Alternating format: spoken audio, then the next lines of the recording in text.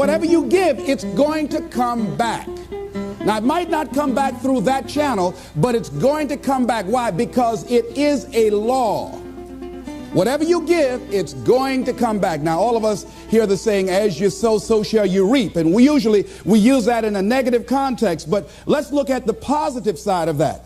That if you sow some good stuff out here, if you make it your business, how you give your life, to give the best that you have, to give love, to give encouragement, to give help, to give support.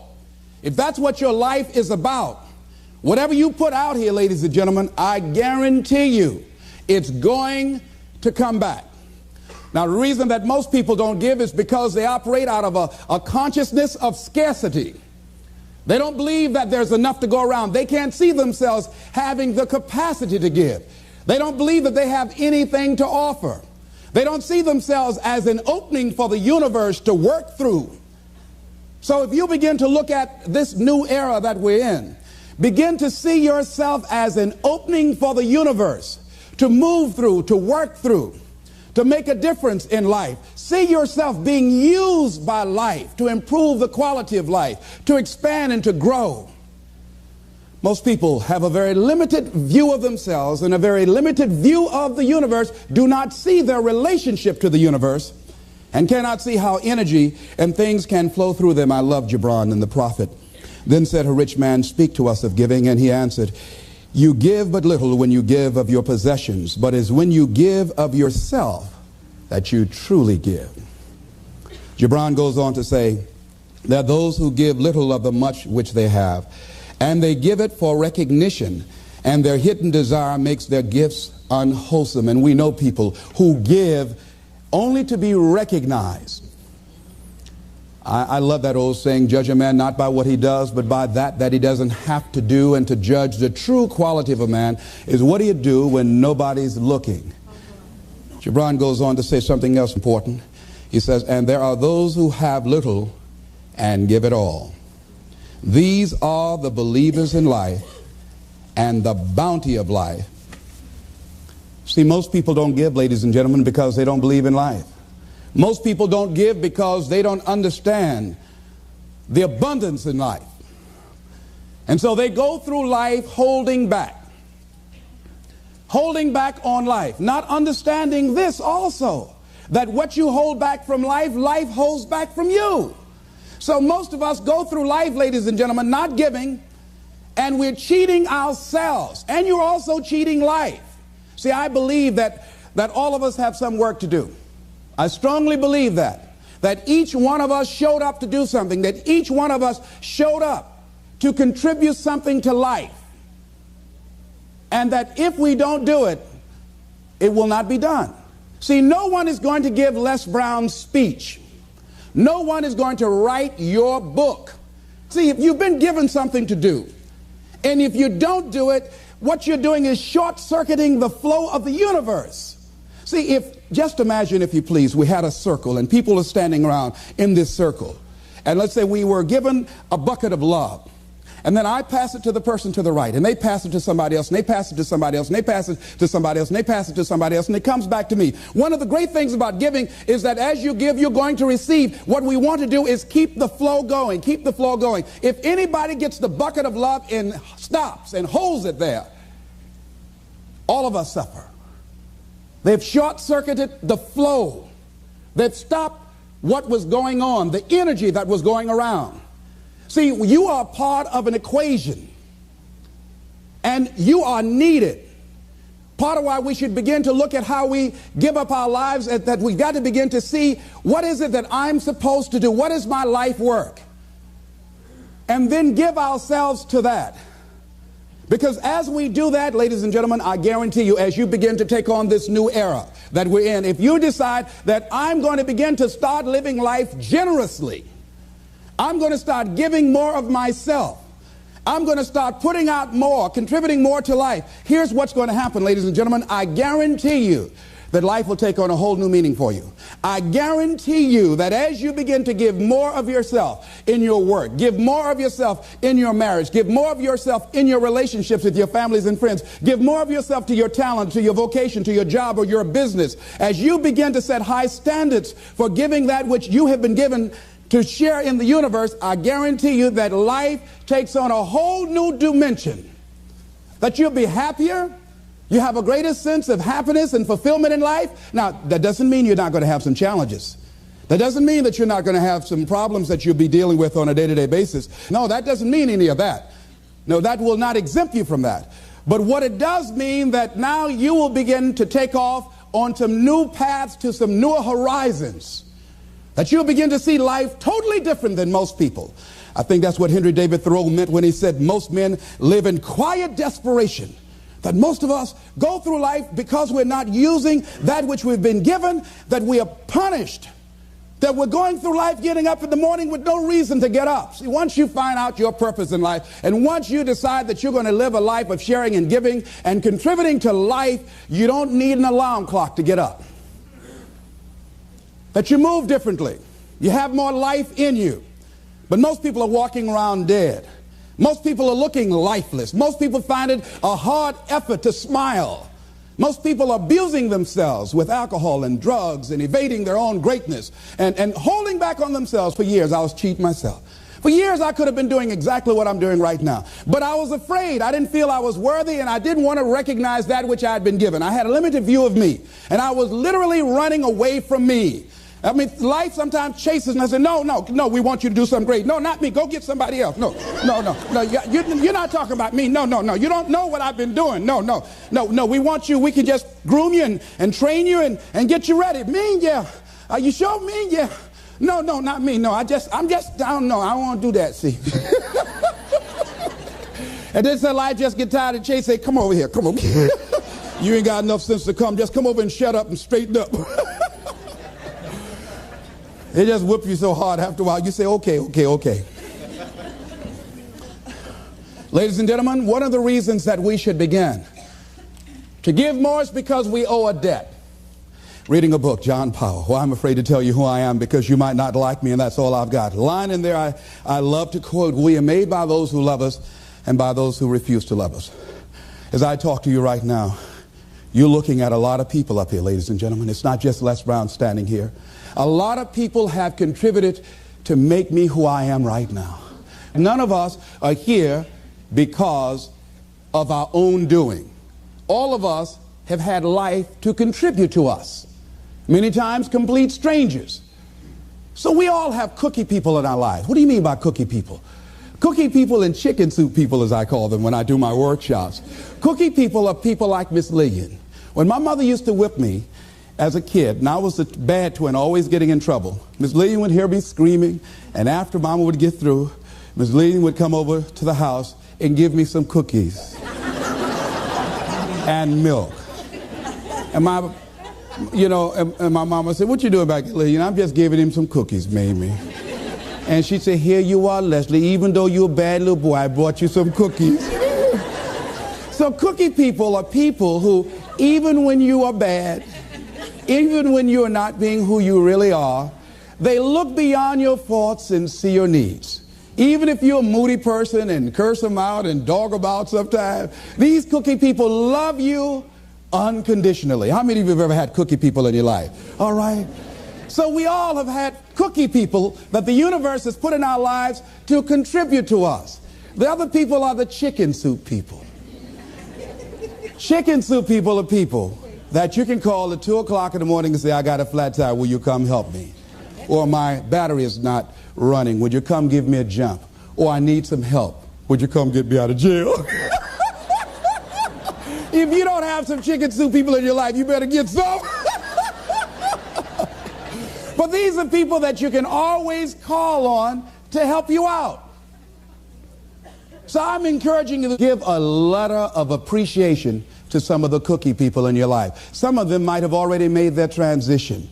Write some letters to some people who were a leg up for you, some people who contributed to you being who you are. And just say, I was just thinking over the years, I know you know I love you and appreciate everything you've been to me, but I just wanted to drop you this letter. How do you think they'll feel if they get that? Just out of nowhere, just want to thank you for how you have enriched my life. You might not have thought much of it, but because of the help and assistance you gave me on that particular day, that was a turning point in my life. Why should we give? Well, giving creates a vacuum. And as we know, nature abhors a vacuum. See, when you give, you create a vacuum, you are now in a position to receive. See, if I have my arms closed holding on to everything I've got, nothing is available to come in. But if I'm open, if I created a vacuum there by giving and keeping the flow going, the stuff in the universe is going to come back to me, ladies and gentlemen. It's going to come back. Whatever you give, whenever I go into a room and give a speech to inspire people, to help them to develop their greatness, if you get 10% of what I get, because as Bach says, we teach that which we need most. I'm not wearing any crown. I need it as much as I'm sharing it. I'm still growing. I'm still unfolding. I'm still seeking to discover my greatness. And if you get 10% of what I get when I walk out of here, see, there will be a different man walking out of here than who came in here. And as I give, and the more I give to you, the more I get.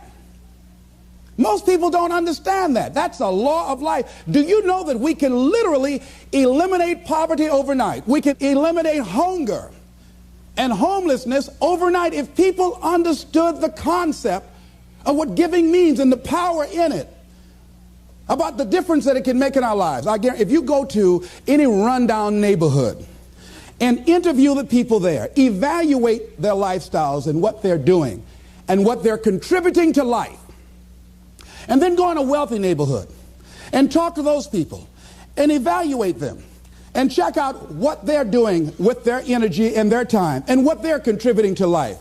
Here's what you're going to discover what Earl Nightingale said. He said, our success in life is directly related to the quantity and the quality of the service that we give. I guarantee you that you will find that people who have more, people that are living the abundant life, are the contributors to life, ladies and gentlemen. They are the people that are giving more. And the people who are operating out of scarcity and poverty consciousness, these are the people that are down and out.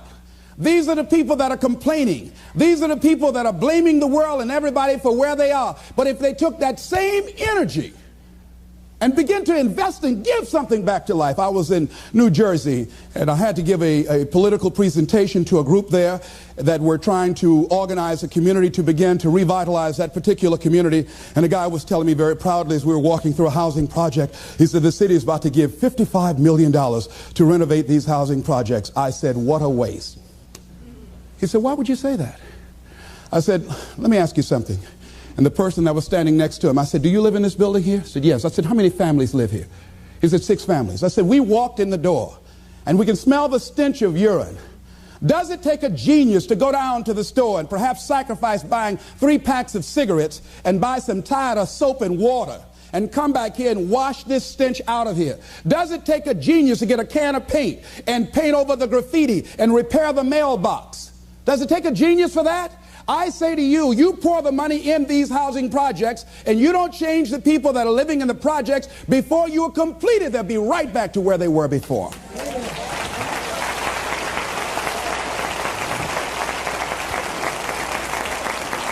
If it is to stand, and I'm not saying that there aren't situations where people need some help and assistance, but people must be allowed to contribute.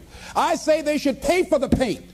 I say they should pay for the mailboxes to be repaired and the windows to be broken. And I guarantee if the children go outside throwing a ball, they say, don't you hit that window, you fool. You know how much I paid for that window? Makes a difference. People need to be given the opportunity to contribute and invest in life. And then life is appreciated.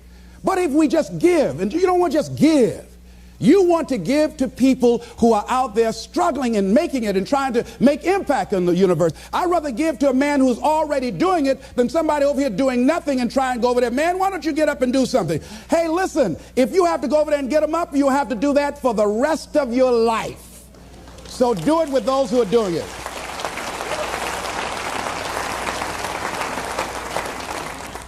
So you want to keep the flow going by working with people who are contributors to life. Leave the dead people alone that are taking away from life. There's a scripture, when I heard it, I couldn't understand it. I say, how cold? He that hath shall get, and he that hath not, even that he has shall be taken away. I said, now that's not fair. Ladies and gentlemen, that is fair. He that hath what becomes the key. He that hath a generous view of life. He that has courage. He that hath initiative. He that hath resourcefulness shall get. But if you're like the guy that I was in a hotel and asked him, I said, look here. I said, he was a bellman. I said, I need to get my shoes shined. Oh, I don't shine shoes. Oh, how long have you been working here? Oh, about 3 months. What were you doing before then? Oh, I just got out of the joint. Yeah?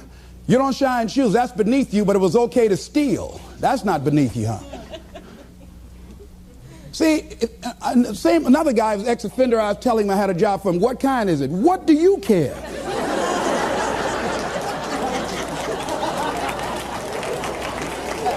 Making an honest living, not worried about somebody knocking on your door in the middle of the night. If it's cleaning toilets, you ought to be happy. See, he's a taker, ladies and gentlemen. He thinks that somebody's just going to come give him something out here in life. It doesn't happen that way. No, it doesn't happen that way. Here's something else you're going to discover in giving. Something that's very important. Give thanks. Giving thanks creates power. Give thanks for your house. Give thanks for your apartment, for your car, for your family, for your health, for your relationships, for what you have. When we focus on something, it expands. When you're giving thanks, when you're showing a spirit of gratitude for what I got, not that you're satisfied with it, but you're grateful for what you got.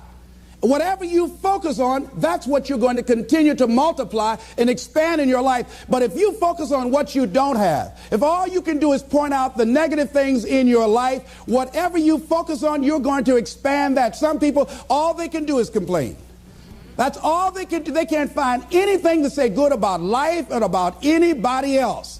Every time they open their mouths, that's what their minds are consumed with, and that's all they're producing in their lives. And these are people that you don't want to be around. Develop a spirit of gratitude. I'm thankful for life. I'm thankful to be an American. I'm thankful to be on this part of the planet. I'm thankful to see another day. No, things aren't what I want them to be. No, I don't have all the things I want to have. But I'm thankful that I'm still here. I have another opportunity, another day to live, another chance to contribute, another chance to make a difference in life. So begin to give thanks for what you have. Whatever you focus on. Remember now, you want to become aligned with the universe. If you have scarcity in your life, it's because you have a consciousness of scarcity. As you begin to become thankful for what you have, for the abundance that you now know is coming your way, that you're attracting to you, for the good relationship that is coming your way right now, it will begin to create incredible opportunities for you to begin to improve your life and the quality of life of people around you. Giving is also, ladies and gentlemen, forgiving. Give forgiveness. Many of us do not realize that we cannot grow, that we are blocking ourselves, we are blocking our good in the universe. We're literally standing in the way of the flow of what life has to us because we haven't learned how to forgive. We haven't learned how to let things go so we can get on with our lives. When we forgive, ladies and gentlemen, it's not for the other person. Oh, no. It's for you. It's not for them, not because they deserved it or they earned it. You're forgiving other people. First of all, you've got to forgive yourself. But when you forgive other people, it is mentally and spiritually healthy to forgive. To let that luggage go, as Paul said, forgetting those things which are behind, reaching forth unto those things which are before. Oh, we hear it, but it's hard to do. It's hard. What you have is enough. Whatever you have to give. And the more you give, the more you realize you have to give. And we all have to. There are people who made the supreme sacrifice for us to enjoy freedoms that we take for granted. Oh, none of us can feel that we have nothing to give back. Next thing is Giving empowers you. It makes you more powerful. See, the more you give to life, the more you're able to get from life. See, most of us go through life, ladies and gentlemen, feeling that we don't have enough to share, feeling that we will be depleted if we give of our resources because we don't see ourselves connected to the abundance of life. I feel very strongly that we can make an incredible difference in life. Phyllis Marx said, giving empowers you because taken to its ultimate, what you are really giving is love. Love is the motivating force behind the infinite supply of universal energy. Love truly makes the world go round. And as with anything circular, it's going, keep coming back. Phyllis is right. So as she continues to give love and hope to these people, she receives love and hope for herself and helping to begin to restructure and redesign the kind of life that she wants. We all have had experiences in our lives that if we permit these experiences to do so, we will allow them to weigh us down. If we permit them to do so, they will be luggage that will be dragging through life, holding us down, stifling our potential to give and to contribute in life. If we continue to carry all of these things, we can never be open to the love and the abundance and the opportunity that life has to offer us because we are so full with what we've got. I'm thinking about an exhibition that was held in Africa where they were trying to catch some monkeys that were a very rare species. And because they were so fast, so agile, and very fragile, they did not want to harm them. In catching them, they did not want to hurt them physically. So what they did in order to catch them, they found that these monkeys were very fond of a certain kind of nut that grew in that particular area of Africa. And what they did was that they put these nuts inside of bottles and put a rope on the bottle and held the rope from a distance. And so the monkeys would come and, being curious, see the nuts inside the bottle, would reach in and pick the nuts up. Now, what happened was that they couldn't pull their hands out with the nuts still in the bottle. And so then the exhibitioners, the hunters, would come while the monkeys are there just jumping around. All they have to do now is let the nuts go.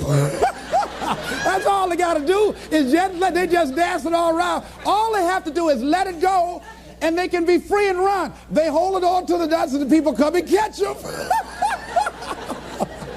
And a lot of us, that life is kicking our butt. And all we have to do, all we have to do is let it go.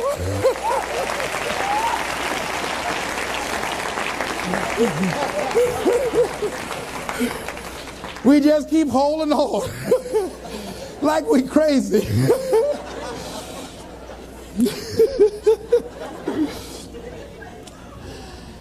Ladies and gentlemen, giving creates energy in ourselves and in others. Have you ever helped a blind person go across the street? Or help a senior citizen? Or give somebody some help? Just held a door for somebody, or an elevator? I mean, don't you have a good feeling inside like, I done good? How many of you got a good feeling inside when you do something good for somebody? See, we're really giving to ourselves. See, that's really the law. When you are giving to yourself. That's who you're giving to. So you want to give yourself some good gifts. There's a principle underlying the concept of giving. The energy flowing through us as we do, that love generates abundance in our lives, and we are able to reap so much from life as a result of our giving. How are you giving up your life? Do you know, to the degree that you are giving, to that degree determines how much you enjoy life, how meaningful your life is. There are things, ladies and gentlemen, I used to do I can't do now. That is unbecoming for the role that I have selected with where I am in my life and what I want to contribute to life. It is inconsistent. I can't do it. Even if I desire to do it, I can't do it. No, because it doesn't fit, because of my vision of myself and the contribution that I want to make to life. Because it's not enough to give the message. You must also be the message.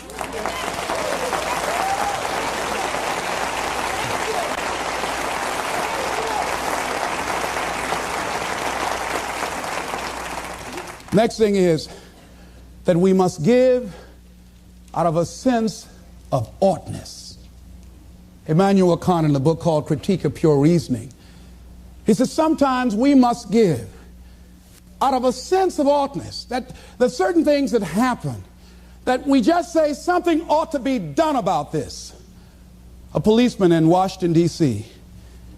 was working one of his patrol areas, and he came up to a car in a park, and the car was running, and he saw a figure slumped over the steering wheel.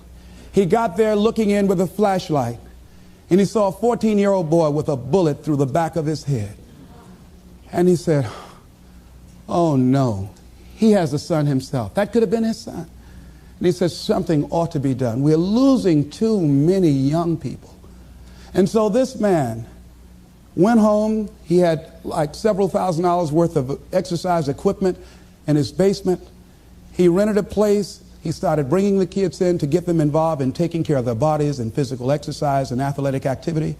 He now has expanded that to getting them involved in entrepreneurial ventures, saying that this is a free enterprise system, and the more enterprising you are, the freer you are.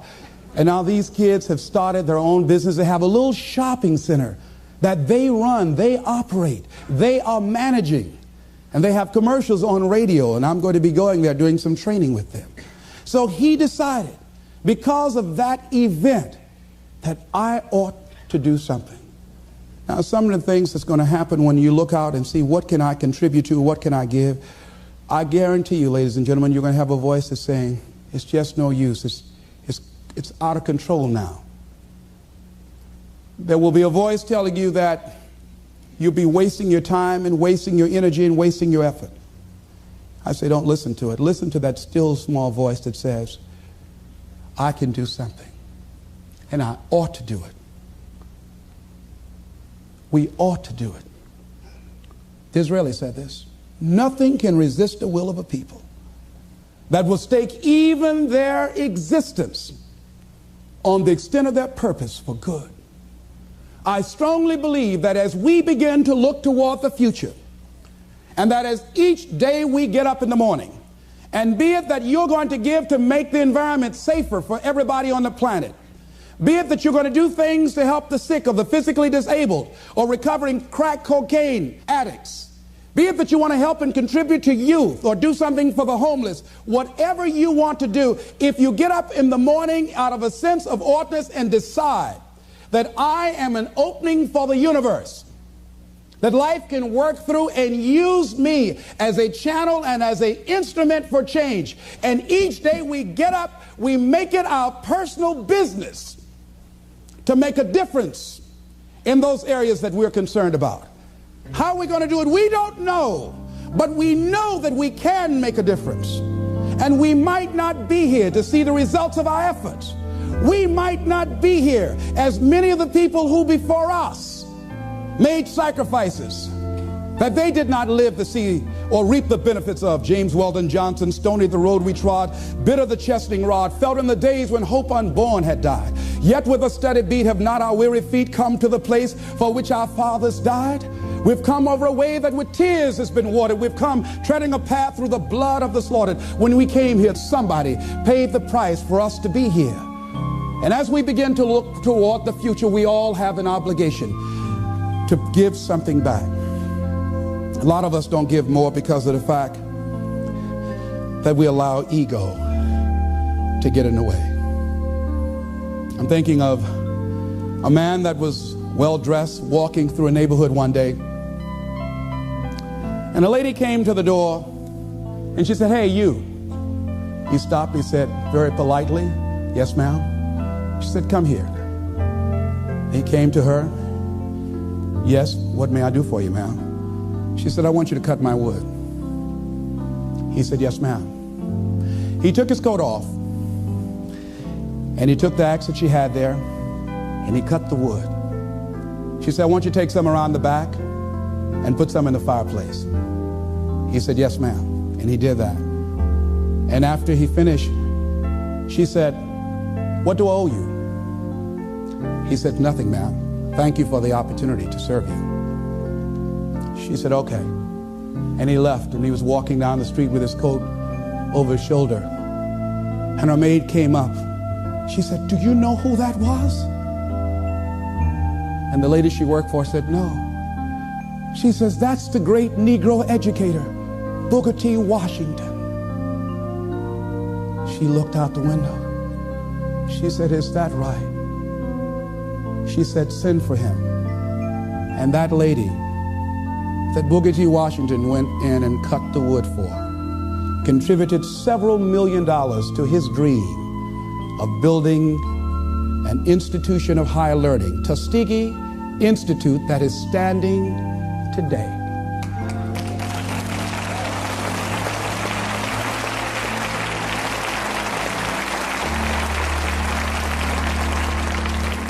What if he had said, excuse me, you say do what? Cut your wood. Don't even come up in here with that kind of stuff. You better cut your own wood if you wanted to get it cut. You cold.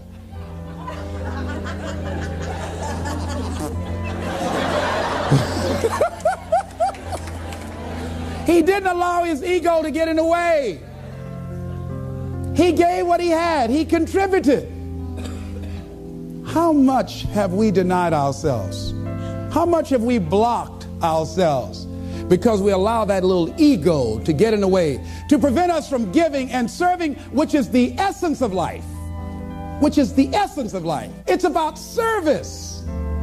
And so I say, as you look out on the future, decide that you are going to allow your life to be a life of service. Decide that you are going to give more than you have ever given before. Decide that each day that you are given life, that you're going to make a difference with your life, that you're going to make a statement with your life, that once again, as opposed to sitting back feeling like a victim, that you're going to see yourself as a channel, as an opening for the universe to work through. And that you'll say to life, use me. Oh, use me. I got more to give. Use me. Repeat after me. I want life to use me. I want to give more. Share more. Be an expression of love. Be an instrument of hope. To impact our youth. To recreate their future. I'm grateful for life. I'm grateful for being here. I'm grateful to be able to serve. This is Mrs. Mamie Brown's baby boy, Leslie Calvin Brown, saying, it's been a plum-pleasing pleasure as well as a privilege. Thank y'all here. Thank you.